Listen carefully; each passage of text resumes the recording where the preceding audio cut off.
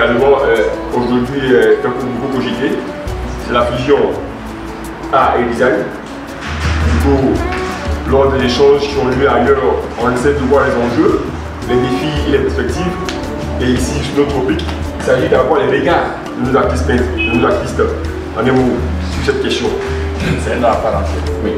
Pourquoi? Parce qu'aujourd'hui, dans les ventes aux enchères, quand tu as dit, bon, ça c'est vrai, c'est un bidon. C'est-à-dire quand c'est un bidon, c'est le 7. C'est qu'il y a la qualité du travail, c'est vraiment important. Donc, ça touche pas vraiment important. Et c'est la création.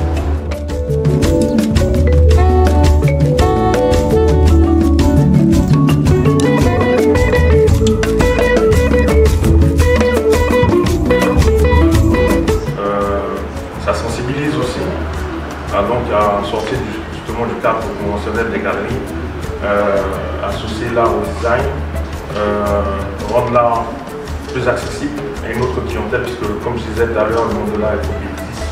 Et donc le peu d'artistes arrivent à s'exprimer en galerie parce qu'ils n'ont pas cette opportunité-là.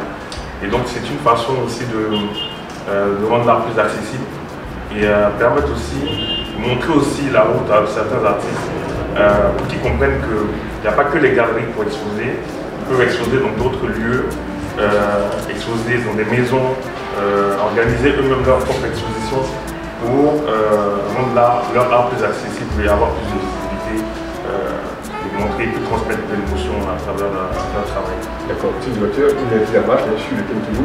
Vous, quelle est votre compréhension entre fusion art et design? Ça introduit différentes formes pour que les objets paraissent plus beaux, plus visibles.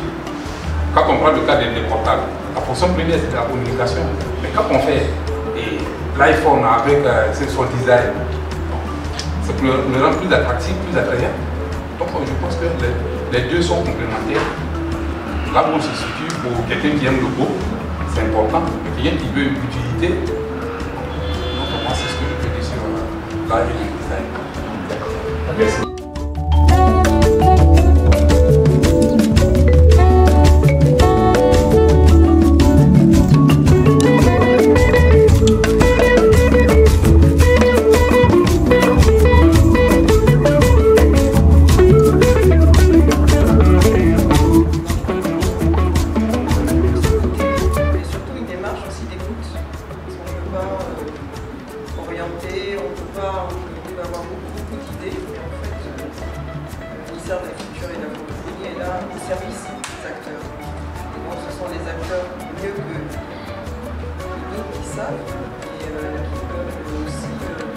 apporter la réflexion qui permet après de mettre en œuvre. Bien sûr, on s'inscrit tous dans une vision qui est la vision du chef de l'État. Heureusement, le chef de l'État en matière de la culture a déjà intégré la culture à tous les niveaux de sa vision, le plan national de développement 2021-2025 en particulier, dans lequel la culture est dans le pilier numéro 1 de sa stratégie, de sa vision, la culture. Et dans le pilier numéro 1, qui est le pilier pour lequel les secteurs qui ont été identifiés sont des secteurs qui doivent participer à la transformation structurelle de notre pays, et particulièrement en matière d'économie, surtout en matière d'employabilité et surtout d'employabilité de jeunes dans cette période consacrée à la jeunesse. Donc il est important donc c'est déjà un acquis, on n'a plus besoin de faire le plaidoyer, puisque le plus haut niveau de la culture est déjà totalement intégré au même titre que l'industrie, l'agriculture, parce qu'aujourd'hui, vous l'avez vu, il y a une vraie transformation de notre agriculture, et particulièrement d'une de nos premières ressources qui est le cacao, parce qu'aujourd'hui 50% de la production est aujourd'hui transformée ici en Côte d'Ivoire. C'est la même vision sur les secteurs de l'énergie, la pharmacie, et le chef de l'État a mis aussi dans ces secteurs, dans ce pilier numéro 1, parce qu'il y a plusieurs piliers dans le plan national de développement, il a déjà ça comme acquis. On a aussi des acquis qui ne sont pas forcément suffisamment connus, et c'est pour ça que j'apprécie votre approche, votre question autour de la sensibilisation. Je pense qu'une discussion comme celle-là participe à la sensibilisation. Il existe beaucoup de choses qui sont faites en matière réglementaire, et notamment la loi 2014 de la politique nationale culturelle, qui est vraiment la boussole de la vision aussi de ce que l'on a envie de faire en matière culturelle, dans lequel on retrouve tout. On retrouve le patrimoine, on retrouve l'enseignement, on retrouve la partie économie, on retrouve la pharmacopée, on retrouve nos traditions, on retrouve nos danses, on retrouve nos langues. Tout ça, c'est déjà encadré par une loi qui date de 2014, donc quelques temps après l'arrivée du président de la République. Et plus récemment, la loi 2023 qui encadre et qui protège aussi notre patrimoine culturel. Et puis bien sûr, on a plein de lois autour du cinéma, de la musique,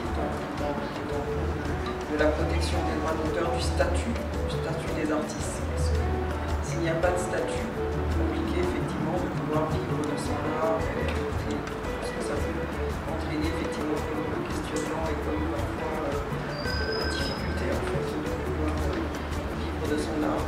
Puis après on a les infrastructures vraiment. En Côte d'Ivoire, il existe vraiment tout ce qu'il faut en matière de mécanisme. Bon, ça paraît peut-être un peu théorique. C'est pour ça qu'il faut qu'on passe à la phase d'accélération. Heureusement, on a du talent. Ça, on le voit tous les jours et je pense que la Coupe d'Afrique des Nations est une opportunité aussi de montrer tout le talent. Et je pense que la cérémonie d'ouverture a été aussi ce clin d'œil qui a montré aussi la force et la diversité de notre patrimoine culturel, avec une expression aussi bien chorégraphique, scénique, musicale,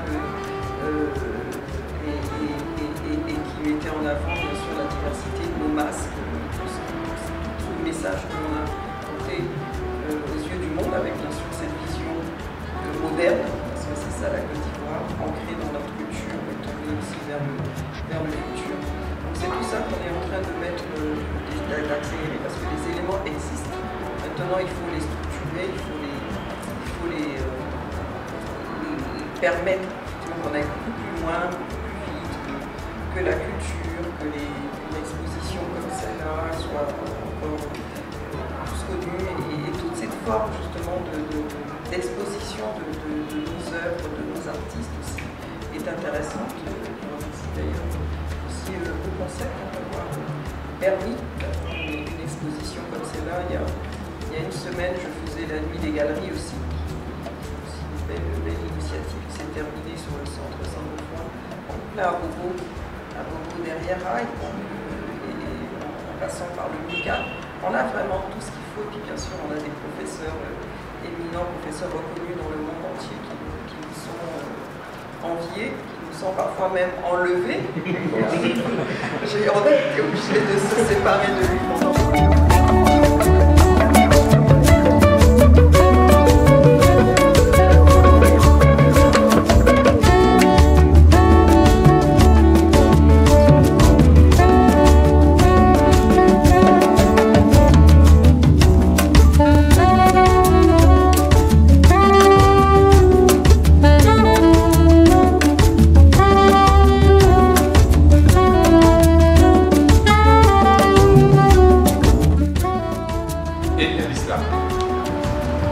interdisent que notre patrimoine est déjà quelque chose qui n'est pas bien. Dans le parcours des collections aujourd'hui en Europe, la plus grande partie du patrimoine est partie par la spoliation. C'est-à-dire quoi? Il y a des prêtres qui sont venus, ils ont dit à nos parents que ce que vous possédez, ce sont des esprits qu'il y a dedans. Il faut s'en débarrasser. Mais ils ne le détruisaient pas. Ils mettaient dans les cantines et ils vont en Europe avec. Dans les congrégations telles que le catholicisme, qui a un grand musée au Vatican. On a les protestants, qui sont les spiritains, qui, en revenant des missions en Afrique, donnaient des œuvres d'art pour se sanctifier. Vous voyez le paradoxe? Donc au départ, on nous a dit que notre patrimoine n'était pas bien, qu'il fallait s'en débarrasser. Mais c'est nous maintenant aujourd'hui. Et c'est ce que j'avais dit tout à l'heure. Avec la loi portant protection du patrimoine, ce sont des initiatives qui sont mises en place pour que nous essayons d'inculquer la notion du patrimoine et l'importance du patrimoine à nos populations.